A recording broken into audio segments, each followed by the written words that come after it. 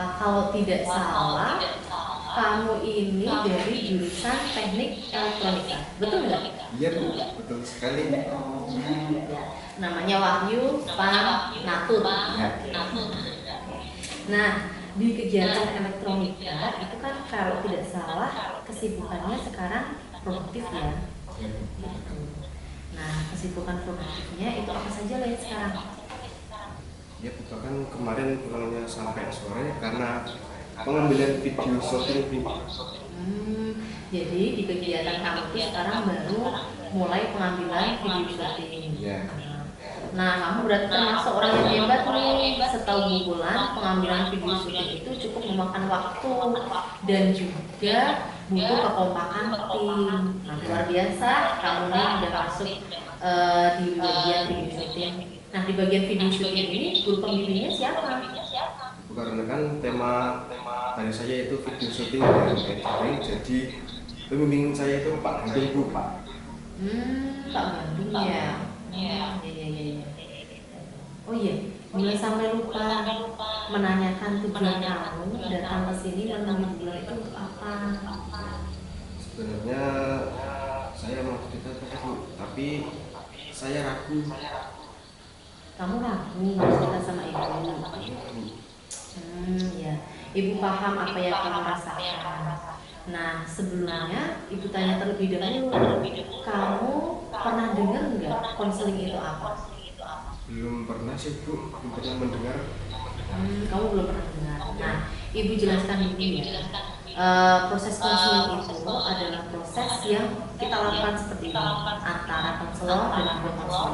Konselornya itu bulan selaku guru BK dan konselingnya itu kamu selaku siswa. Jadi antara saya dengan kamu itu saling berhadapan-hadapan seperti ini. Itu saling bercerita, berdiskusi terkait topik atau permasalahan yang ingin kamu sampaikan nantinya.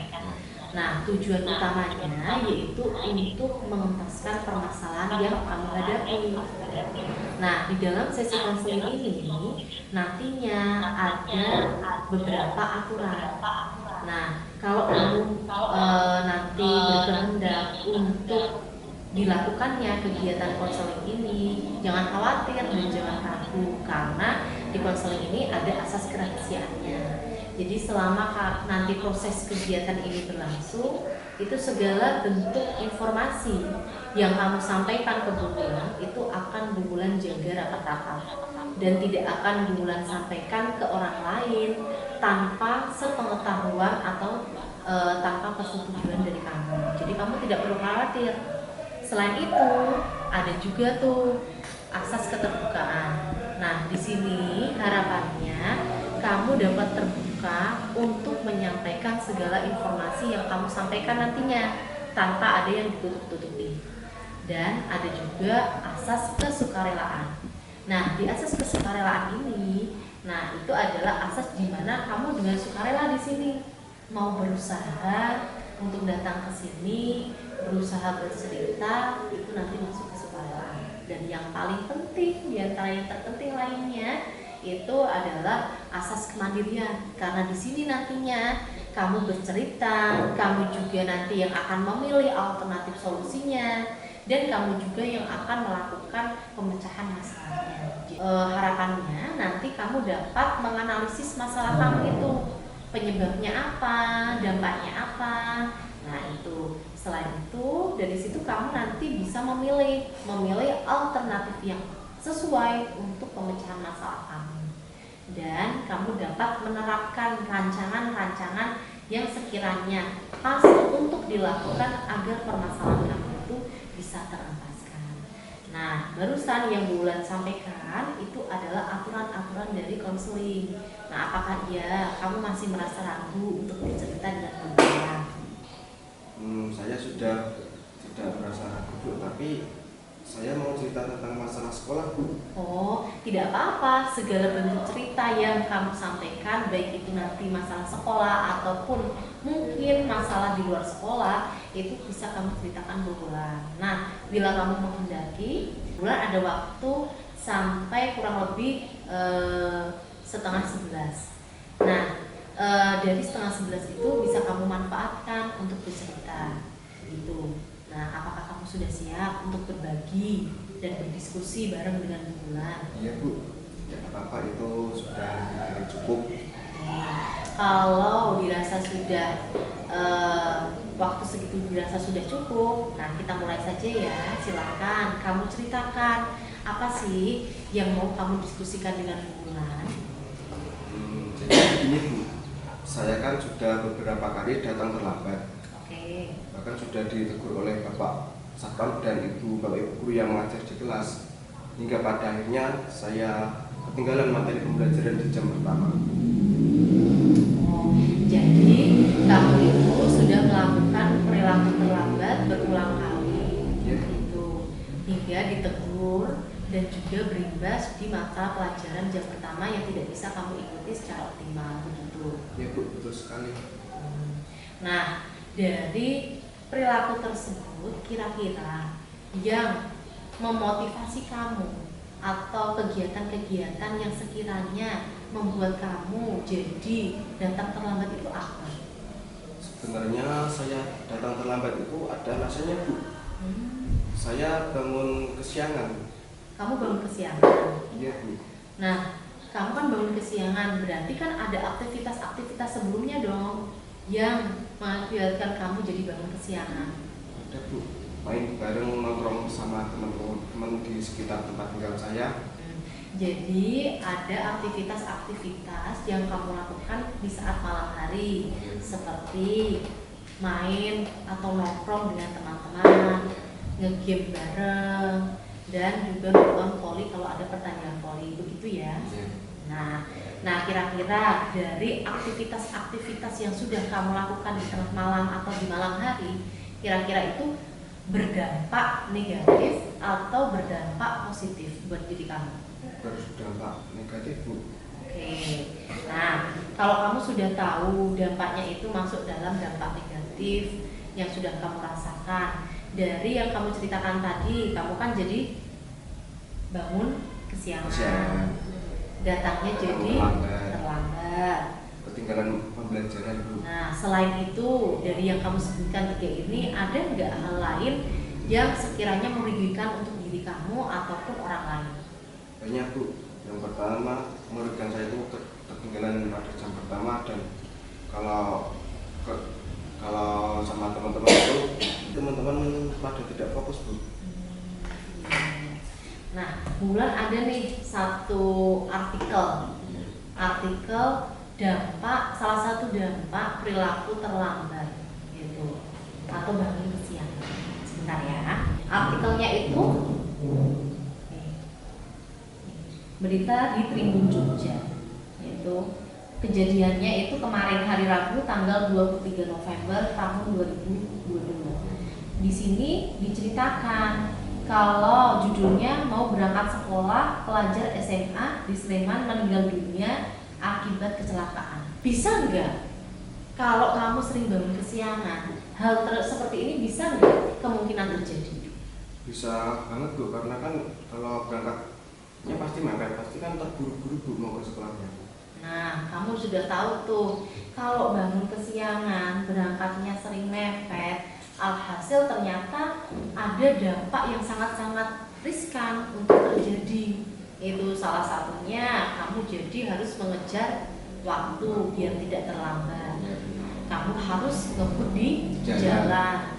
Dan ternyata di jalan itu belum tentu kadang mulus. Bisa jadi amit-amit ya, perilaku atau kejadian seperti ini itu juga bisa terulang ke kamu gitu.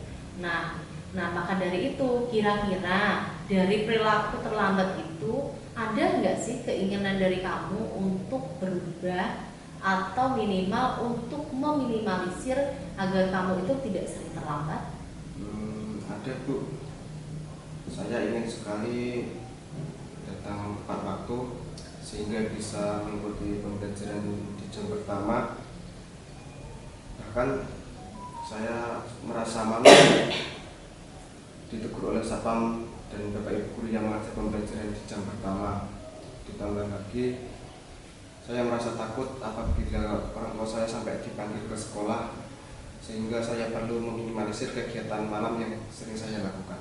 Nah, itu Mas, saya yakin apa yang sudah kamu lakukan itu adalah merupakan harapan yang sangat-sangat positif, dan Ibu yakin kamu bisa untuk melakukan hal-hal tersebut karena kamu adalah orang yang hebat. Nah, ini nanti kira-kira dari hal-hal tersebut otomatis kan perlu adanya bantuannya. Nah, Bulan nanti akan berikan kamu kartu kontrol perilaku terlambat. Ya, kartu kontrol ini nantinya bisa kamu isi. Sudah Bu. Sudah? Sudah. Bulan bacakan ya. Nah, dalam kartu kontrol perilaku terlambat ini kamu menuliskan perilaku yang akan dilakukan. Yang pertama, bangun lebih awal, datang ke sekolah tepat waktu, lalu mengejar ketertinggalan pelajaran yang sudah sebelumnya dilakukan kurang optimal. Nah, perilaku yang ditinggalkan apa? Mengurangi kegiatan atau aktivitas malam seperti bermain, nge-game, dan juga nonton pertandingan yang sekiranya memang tidak diperlukan. Oke. Nah, sementara ini Bulan simpan dulu. Nah, jadi kamu sudah punya kan alternatif solusi yang tepat yang sekiranya bisa dilakukan untuk memecahkan permasalahan kamu. Nah, kamu bisa selama proses kegiatan ini bisa kita simpulkan. Itu yang pertama, kamu mau berusaha untuk berubah dengan mengubah kebiasaan-kebiasaan kamu keluar malam dan meminimalisir perilaku tersebut atau kegiatan tersebut. Terus berusaha untuk bisa datang tepat waktu agar tidak terlambat lagi datang ke sekolah. Selain itu, kamu juga sudah menuliskan di kartu kontrol perilaku terlambat kegiatan-kegiatan yang akan ditingkatkan atau akan dilakukan dan kegiatan yang akan dihindari atau yang tidak dilakukan yang sekiranya itu dapat memicu terjadinya perilaku terlambat pada diri kamu kembali. Nah, sebelum kegiatan ini kita sudahi, tapi sebelumnya tolong evaluasi selama proses kegiatan konseling ini diisi terlebih dahulu. Ya, baik Bu.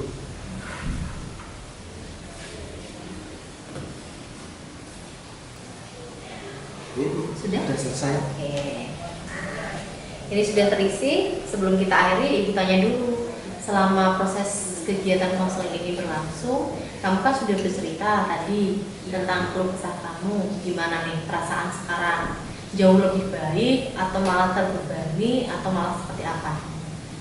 Ya, saya sudah merasa lebih tenang, lebih baik, dan lebih mantap untuk melakukan apa yang sudah saya tetapkan tadi. Oke. Nah, Ibu bangga sama kamu karena kamu sudah mampu dan mau bercerita di sini. Jarang loh ada siswa yang secara sukarela datang ke BK untuk menceritakan keluh kesahnya. Dan kamu termasuk orang hebat karena kamu sudah kesini seperti itu. Nah, pertemuan kita ini bukan pertemuan pertama dan juga terakhir. Namun pertemuan kita ini akan berlanjut di pertemuan berikutnya karena nantinya ada yang perlu kita evaluasi. Ini nanti kartu kontrol perilaku akan kamu bawa pulang, ya, dan kamu terapkan itu. Nah, dari apa yang sudah kamu terapkan ini, kamu catatkan ini kira-kira minggu kapan kita sepakati bisa bertemu. Nah, kita evaluasi bareng-bareng apakah setelah melakukan pertemuan ini perilaku terlambat tersebut yang kamu lakukan berlanjut atau barangkali malah besok itu sudah tidak terlambat kembali. Nah, kira-kira waktu yang bisa kita lakukan untuk melakukan pertemuan kembali diskusi seperti ini kapan? Kalau Kamis minggu depan bagaimana Bu? Kamis minggu depan, oke, boleh. Nah, Kamis minggu depan ya, setelah sholat zuhur saja ya. Siap, pasti saya akan datang Bu. Oke, itu. Nah, harapan Bulan memang kamu bisa datang gitu. Karena juga Bu Bulan pengen tahu itu kelanjutannya nanti seperti apa, ada perubahan apa tidak, seperti itu ya. Itu terima kasih ya sebelumnya sudah mau hadir ke sini berbagi cerita dengan Bu Bulan. Bu Bulan sangat apresiasi keinginan kamu untuk berubah. Saya Bu yang seharusnya berterima kasih karena sudah memberi pengarahan kepada saya Bu. Oke, semangat ya. Iya Bu. Terima kasih. Saya pamit dulu ya Bu. Iya. Assalamualaikum. Waalaikumsalam. Sampai berjumpa kembali. Ya, terima kasih Bu. Sama-sama.